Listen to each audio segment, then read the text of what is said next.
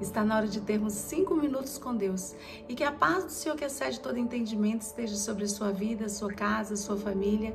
E que essa mesma paz seja o árbitro do Senhor no seu coração para a realização dos seus sonhos, planos e projetos. Amém?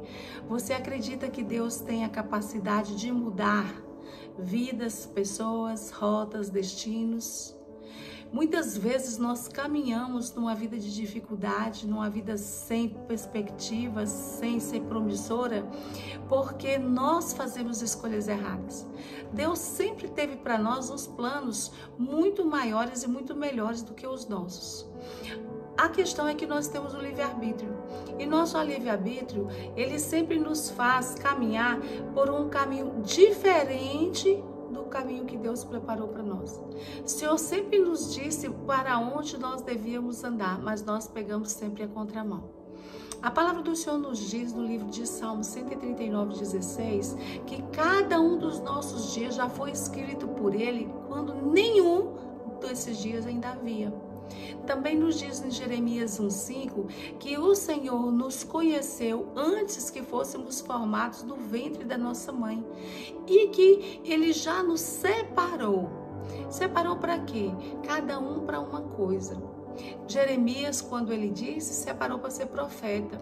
Outra pessoa ele pode separar para ser um grande empresário, para ser um missionário, para ser um pastor, para ser um médico, para ser um dentista, para ser um juiz. Cada um tem um chamado. E não significa que por fato de ser juiz, médico, advogado, engenheiro, seja lá o que for, essa pessoa não tenha uma missão de anunciar a palavra de Deus e caminhar com Deus. Essas coisas estão sempre alinhadas uma com a outra. O problema é esse, é porque quando nós olhamos para uma coisa, nós achamos que temos que afastar das outras. Mas o Senhor tem um plano para tudo dar certo. No livro de Romanos 8:29, ele nos diz o seguinte, que ele já nos conheceu de antemão e já nos preparou para que nós, daí nos predestinou, para que todos nós fôssemos feitos à imagem do Filho dele. Ou seja, Deus já preparou, já deixou tudo alinhado, né, para que nós caminhássemos em vitória.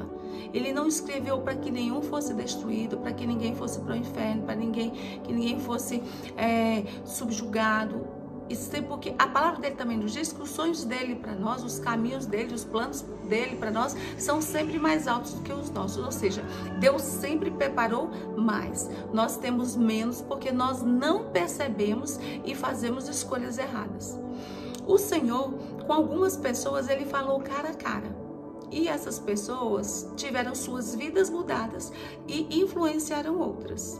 Por exemplo, Abraão, Jacó, Moisés, Paulo, ele encontrou Paulo, Jesus encontrou Paulo naquele caminho de Damasco e o encontro de Jesus com Paulo fez com que o evangelho chegasse a nós que não somos o povo de Deus. Aliás, não éramos, né? Porque a partir do momento em que nós aceitamos Jesus, nós passamos a ser do povo de Deus. Também existem formas em que o testemunho de pessoas transforma a vida de alguém. E o testemunho do povo de Deus influenciou Raabe. E Raabe fez uma decisão, mesmo sendo uma mulher que morava em Jericó, cidade que seria destruída, e que as pessoas também seriam todas destruídas, porque ali era um lugar que o povo de Deus tinha terra, posse, né, daquele lugar. Então, essa mulher fez opção por Deus e salvou sua vida e da sua família. Também teve outra, que é Esther.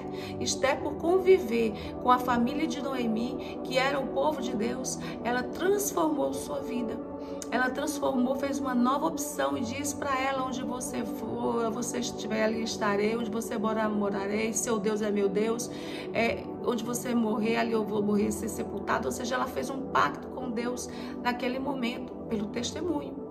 E outras pessoas, Deus, através de um recado de alguém, ela vai mudar a história, né? Um recado, ela tem uma missão. Esther foi essa. Esther, ela recebeu uma missão e através dela o povo de Deus foi salvo. Também Jonas recebeu uma missão de anunciar a palavra de Deus a uma cidade chamada Nínive. Ou seja, Deus, ele faz de tudo para mudar a nossa história. Agora, o que nós precisamos é nós ouvirmos e entendermos. E é isso que eu quero deixar para você.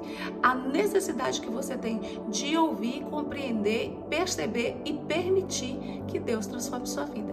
Porque aí sim você tem, eu tenho certeza que você vai ser vitorioso, vitoriosa. Amém? Eu gostaria que você curtisse, comentasse, que você compartilhasse essa mensagem, que você se inscrevesse no canal e ativasse o sininho. Aqui também está ficando uma outra mensagem para que você possa ser abençoado, e eu creio que você será, em nome de Jesus. Que Deus te abençoe, que Deus sobre ti levante o seu rosto e te dê a paz.